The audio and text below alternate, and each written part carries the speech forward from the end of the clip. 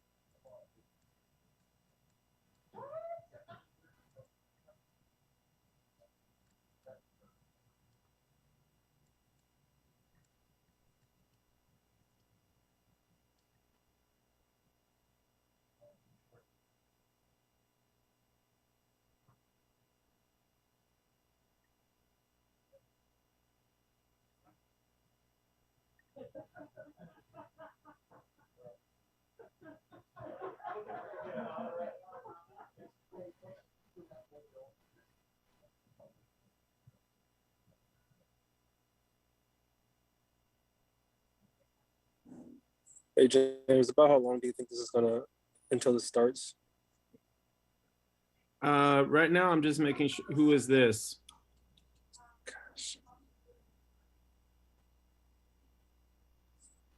Right now, we are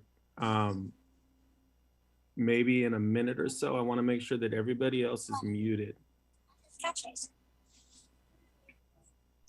Sorry, can you say that again? I missed you. Oh, I just want to make sure that folks, we're going to start in about a minute. I just want to make sure that we're muted. Okay.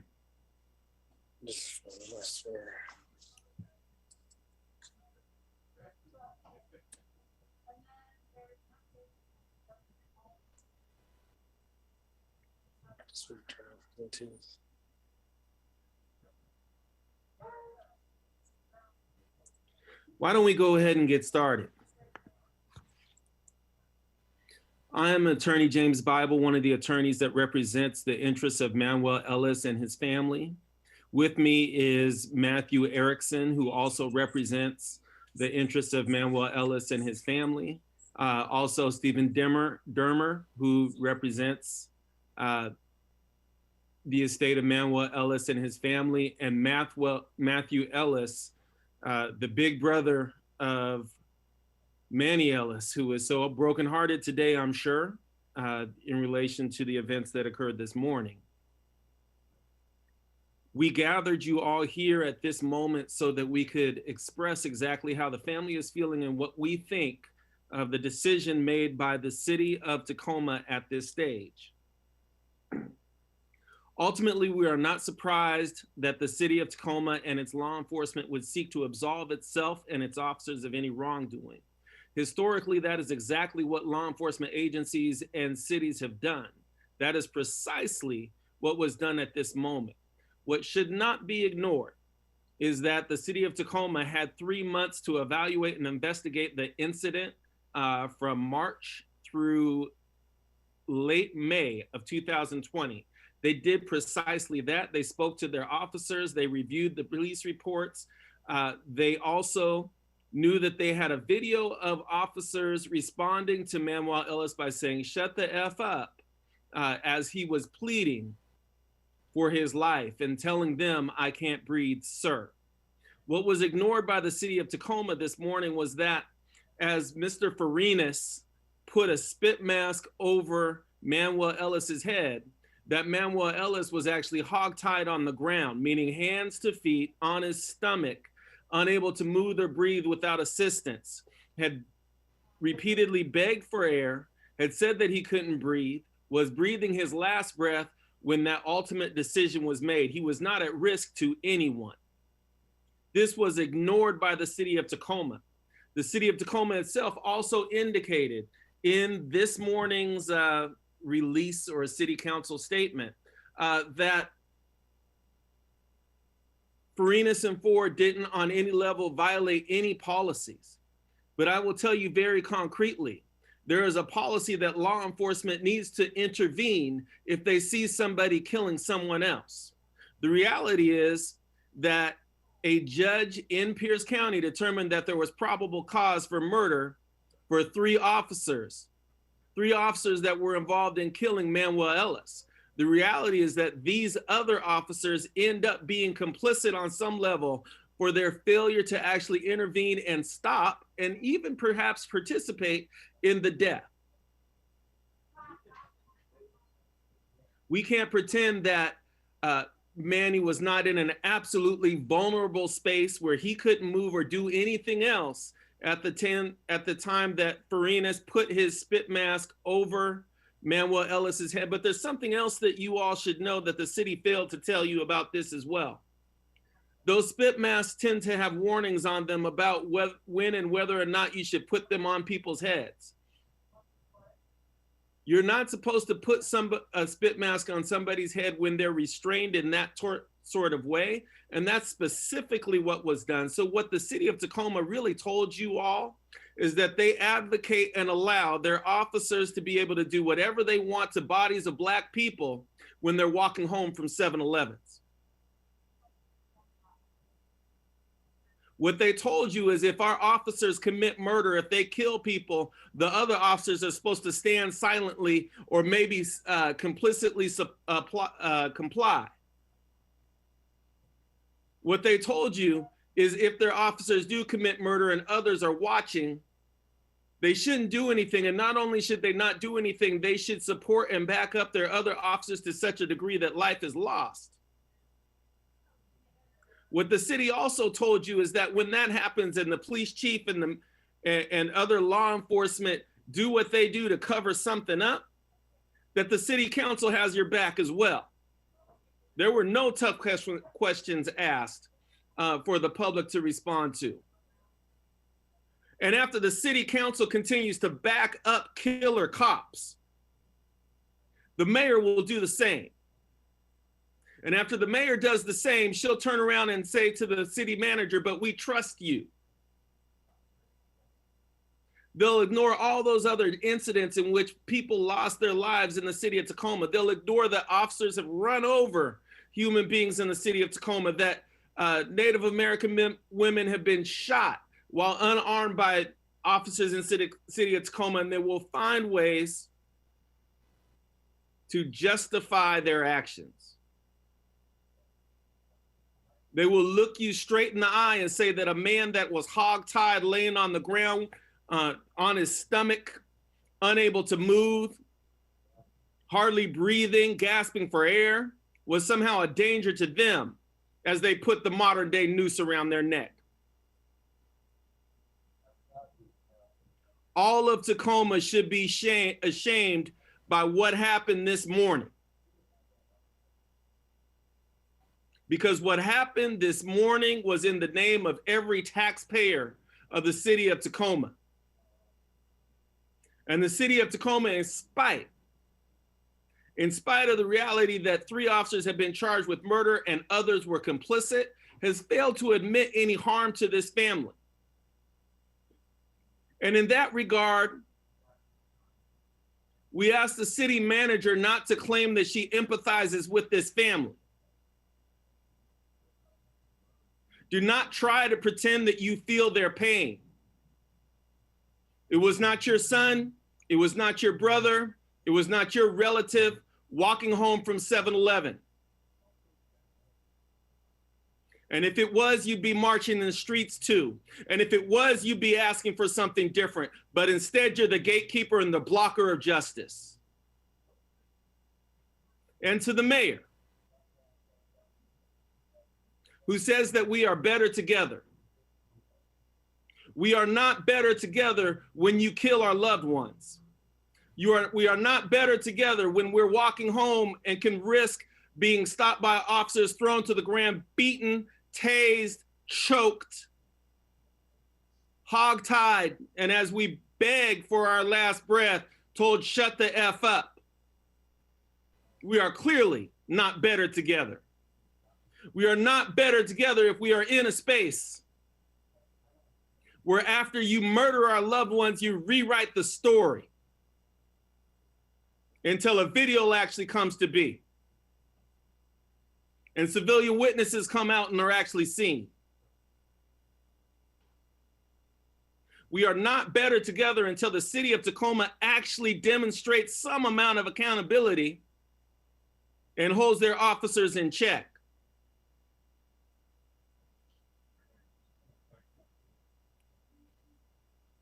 And at every turn, in every way, the city of Tacoma has worked tirelessly to make sure that the truth is not told in this case. To make sure that justice is not present at this moment. And at this time with this family, what we're going to say is this: we will continue to press on. At this stage, given what has been done, what has been said, and how blatantly the city of Tacoma and the powers that be in the city of Tacoma seek to ignore the pleas for justice and what's right, we have to build differently. At this stage, I believe that the Department of Justice needs to come into the city of Tacoma. There's been too much, too often, in too many ways. Those that are poor, those that are minorities, those that are different from the mainstream are in danger in the city of Tacoma, and the powers that be cannot be trusted to protect human beings and their civil and human rights.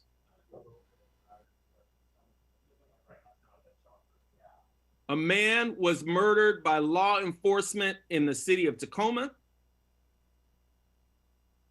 3 officers are charged with murder. Other officers watched it and did nothing. And 1 put a spit mask on a defenseless man.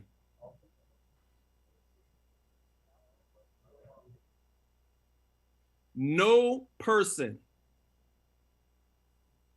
on the city council or the city manager should claim that Black Lives Matter to them, because their actions speak louder than their words.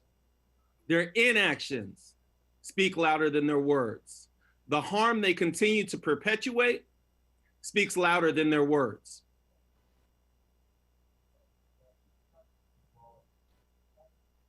Does anybody else have any comment?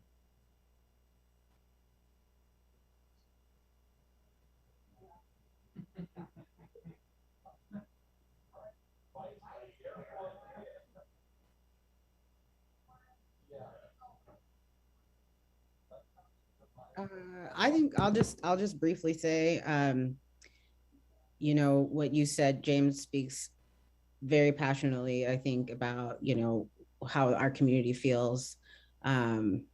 It's only a fraction of the rage and the sadness and the pain that I'm sure is felt by Manuel's family. And I just need to stress, you know, this immediate turn that the city wants to do toward healing. It is not what that's not what the community asked for. I believe it was Elizabeth Pauley who said that, you know, she can't presume to know what justice looks like to Manny's family. But I think that Manny's family has been incredibly clear with what justice would look like to them. First and foremost, it would be Manny still being here.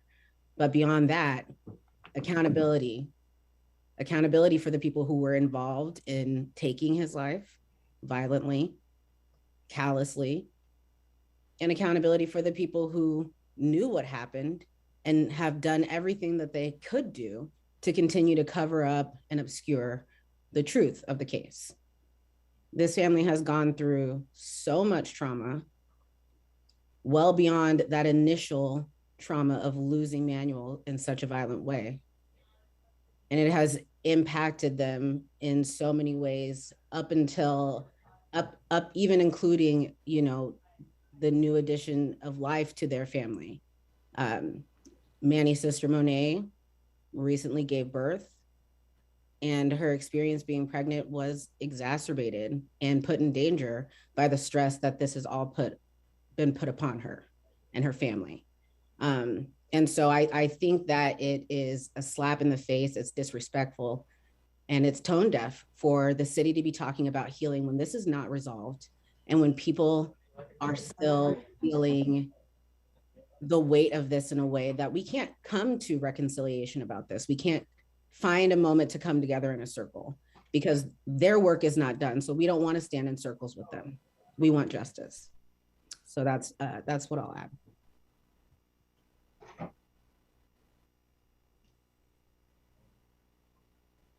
What we are showing you right now, or what we're intending to show you, is what's on these spit masks. In terms of policy and procedure, these spit masks have warnings on them that should be adhered to. And most clearly, the city of Tacoma and its officers, and the one they put right back in the field, did not adhere to what was written here. Yeah, this is Matthew Ericksen. I'm also one of the attorneys representing the family of Manuel Ellis. This is an exact copy of the type of spit mask that Officer Farinas put on Manny after he had been beaten, tased, hogtied in the street, was being held down by multiple officers, no threat to anyone, and couldn't spit on anyone because his face was down, pressed down by the weight of multiple people. And this is the spit mask that Tacoma issued to its officers. And to this day, we and the public have gotten no answers about how that happened and who's going to take responsibility for that. The spit mask clearly says, warning, improper use of the transport hood may cause injury or death. It clearly says, conditions for use, do not use on anyone that is vomiting, having difficulty breathing, or bleeding profusely from the area around the mouth or nose. Manny was obviously having difficulty breathing. We know that. His last words were, I can't breathe, sir. And yet, a Tacoma police officer put this over his head, this torture device over his head, over his mouth, further restricting his breathing. How did this happen? Who at Tacoma issued spit masks to officers to use in the field? It's remarkable, but what we found in our initial investigation of this issue is the Tacoma Police Department never had any policies about when to use spit masks. I would say you should never use a spit mask in the field, but they didn't have any policies. They offered no training to officers about how and when they should use this. So Tacoma Police Department essentially issues a tool, issues equipment to its officers that, if used improperly, can kill someone. We know that to be true 100%. It's on the warnings of the product, of the torture device. They issued this to officers without offering any training on how to use it, without having any policies of how, when to use it. And no one has raised their hand and accepted any responsibility for that. And that is just one of many things that we're going to continue to work on in this case, because it is not okay. It is not okay. The only thing I will add is, of course, the Ellis family is heartbroken by the city of Tacoma's announcement today.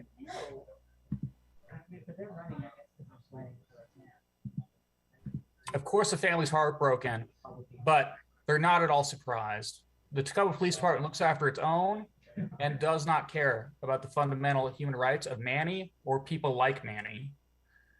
Tacoma's internal investigation these last few months has been a total farce.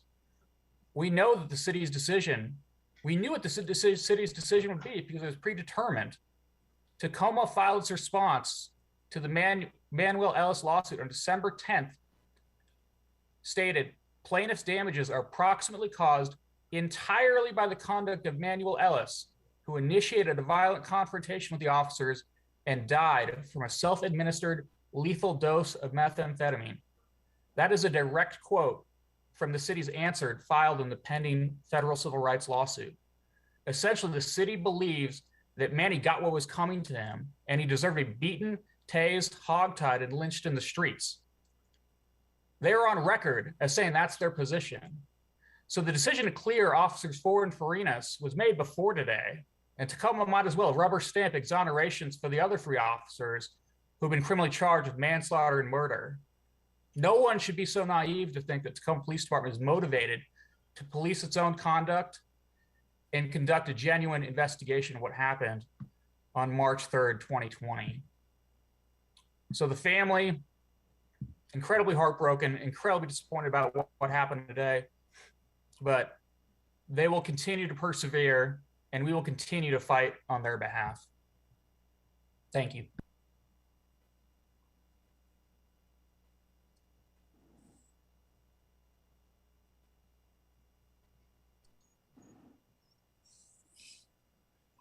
Go ahead, Matthew.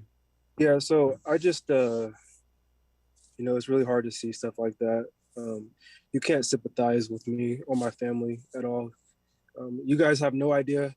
No one has any idea how it feels to cry every single day for 9 months straight, to relive exactly what happened to your best friend, to my little brother, to a son, and then just to see exactly what they used to put over his head is heartbreaking.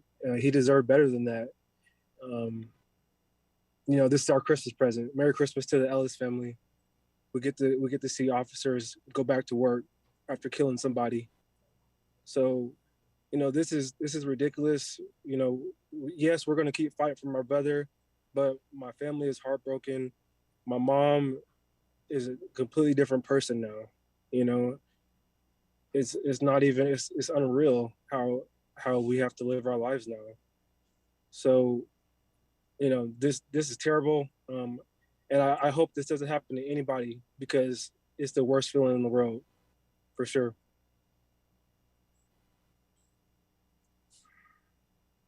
Yeah, I just, yeah, I have no other words. I'm sorry.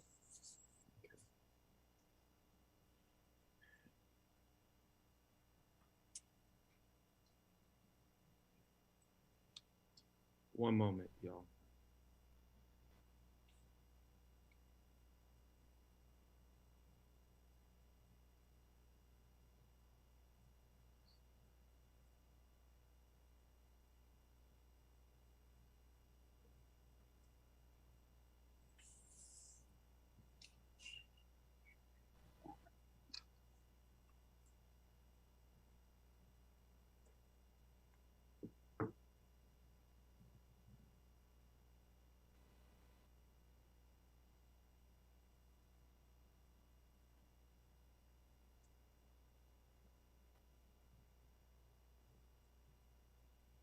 Does anyone have any questions?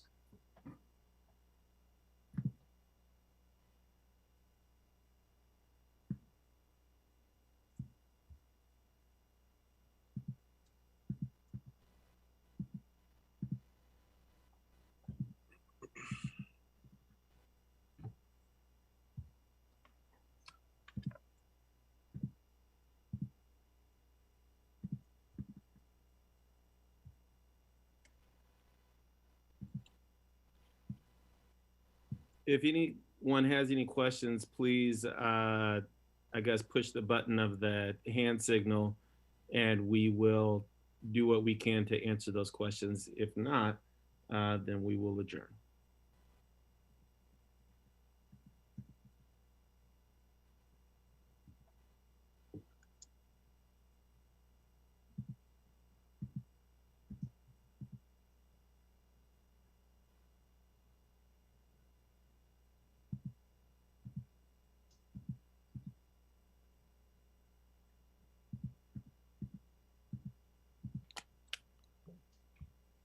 I don't think we have any questions, James.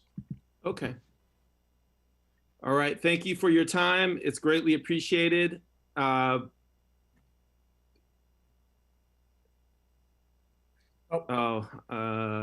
is a question. Can you share the image of the warning on the spit mask or make it available to media? Yes. Yes, we can. Yes, Daisy. I will. I will email those images once we get off this call. Actually, I had two questions. If it was too late, I'm sorry. I apologize. I meant to raise my hand earlier, if that's okay. Go ahead. Yes, the first one in regards to the policies, the statement that was made earlier on the session where Interim Chief Mike Agee said that no policies were violated. That was what they came up with, but according to the Attorney General and other departments that have looked into this, saying that policies were violated, especially in regards to the administrating medical aid. So I just wanted to, I guess the first question I would have is, what are your thoughts, on Tacoma PD continuing to maintain the idea that their policies were not violated? Well, I think that the city of Tacoma has some very interesting policies. And I would say that one of their policies in customs is to allow their officers to violate the human rights of others, and to make sure that those folks that have their human rights violated are degraded, and that the officers are protected. And that's precisely what the city really did today.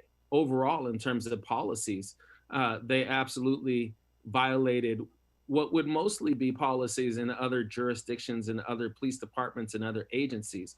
But the city of Tacoma has decided that it's different more than anything else, and that it can just do whatever it wants to human beings. They handed out those spit masks with those warnings, with the knowledge that people would die or could die, or could be significantly harmed, and just let their officers do whatever they wanted to with them, which is exactly what happened here. The explanation of the police chief today during the press conference flies in the face of everything that is actually on that warning, because that warning says that specifically under circumstances linked to Manny, you would not use it. So they blatantly violated policy, but they looked all of us straight in the eye and told us no, and they're expecting us to just trust their badges. I think that it's worth saying that prior to any of this, a text message was sent to these offending officers. And this text message said, "You guys are studs and the whole second floor backs you." We got that via public disclosure. And what we've learned here at this moment is, yes, the city of Tacoma will absolutely back its officers in every way, shape, and form, even when they commit murder or fail to stop it.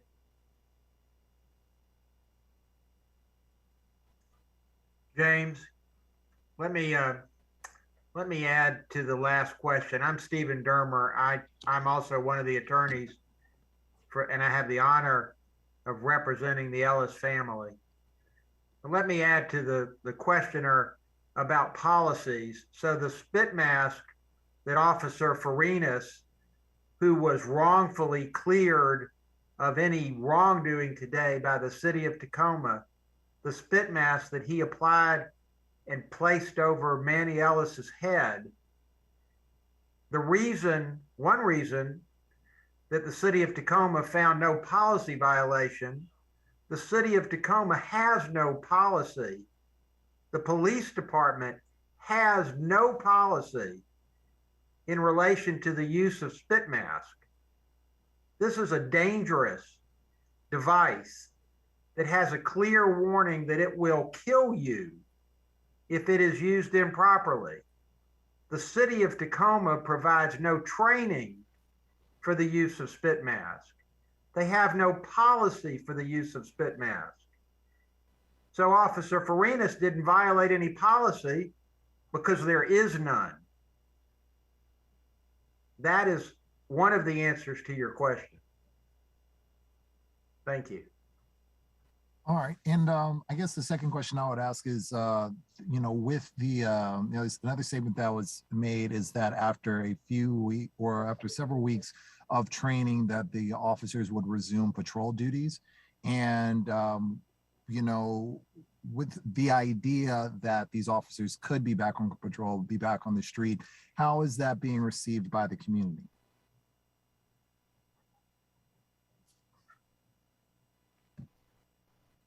I can only imagine what it would be to feel like to call the police for help and one of these killer cops showed up. Like, that doesn't make anybody in the community feel safe. You can go through Twitter. People showed up at 9 a.m. on a Tuesday, after the city council tried to surprise us with this meeting right before Christmas. And people talked about how unhappy they were and how they're not satisfied. You can't do a healing circle without addressing accountability first. It's actually an insult to what a healing circle is supposed to be.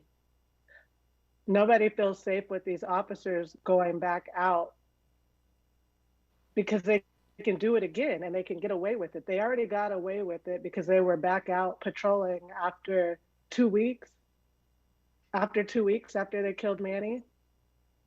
Farinas didn't even go, he wasn't even put on leave until last December. No, we don't feel safe. That's the community reaction. Nobody feels safe with them being out there because they can do it again and nothing will happen.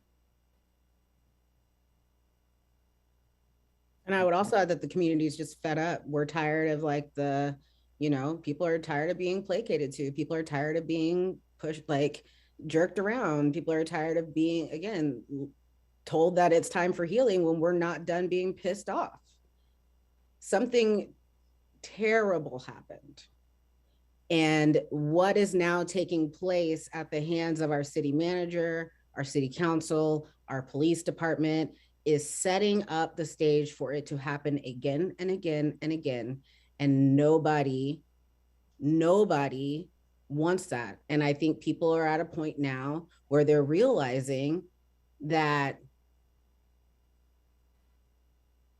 we can't keep trying to do these, Tacoma has a history of like, well, let's come together and let's talk about it. And let's all at the end of the day still be friends. And I think people are just tired of that sentiment, and we're tired of the talk, and we're ready to see action. Thank you. I think what the city is interested in is a series of political puff pieces with those that have traditionally backed them from communities of color as well. And I think that has to actually authentically be addressed. They aren't interested in hearing from everybody in the city, all people of color in the city. They're interested in certain stakeholders, and that's the route that they're actually choosing. So when they say that they're going to have these circles or that they're going to meet with community members and the like, they're not going to meet with everybody, and they're not going to meet with sometimes the most affected. So I think that needs to be said and understood as they wander around doing their political puff pieces and acting like everything's okay. It's not. People were harmed, and nothing has changed.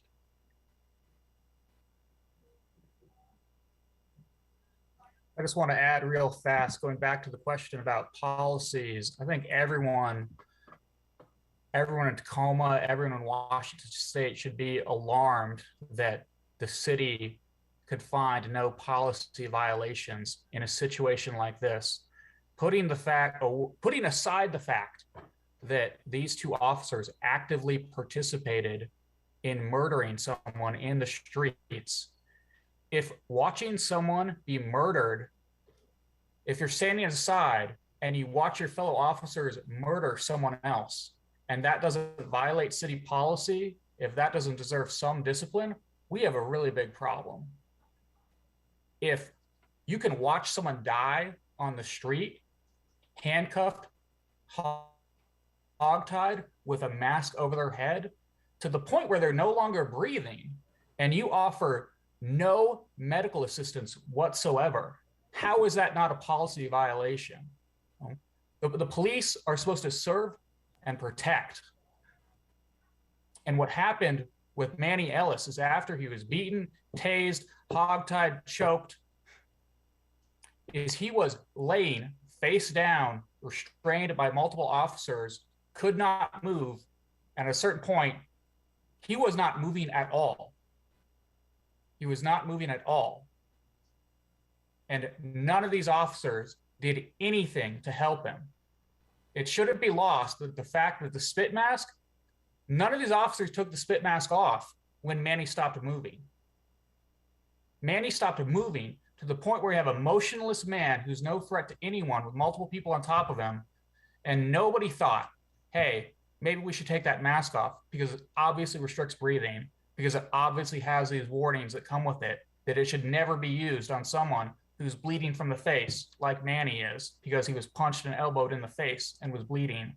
And it should not be used on anyone who's having trouble breathing because it restricts breathing. The fact that the city can find that apparently officers can watch their colleagues murder someone else and not do anything, and that's not a policy violation.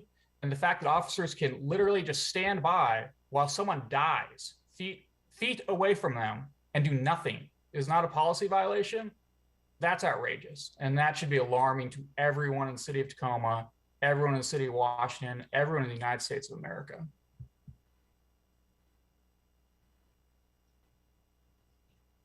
We got a message that somebody, oh, I think you got it. I was gonna say somebody was looking to be let into the room. Oh, we got it. Oh, there it is. You're rolling, right? Yeah, I'm rolling. Sorry. Suck it.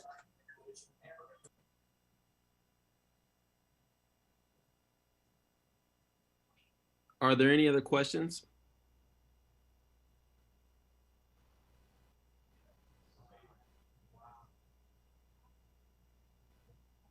I just wanted to make another comment about policies because, I mean, we talked about before how I-940 was completely disregarded after the fact, but there hasn't been much said about what was disregarded during the incident. So, I mean, they were supposed to de-escalate the situation. Nobody did anything to de-escalate the situation. And also nobody rendered first aid. They put the spit hood on him. And if you look at that picture, again, the spit hood that was used, there was blood in the spit hood. So I'm confused on what policies they're saying wasn't violated, because that's a very clear law that was passed in Washington State. So apparently Tacoma Police Department is above Washington State law.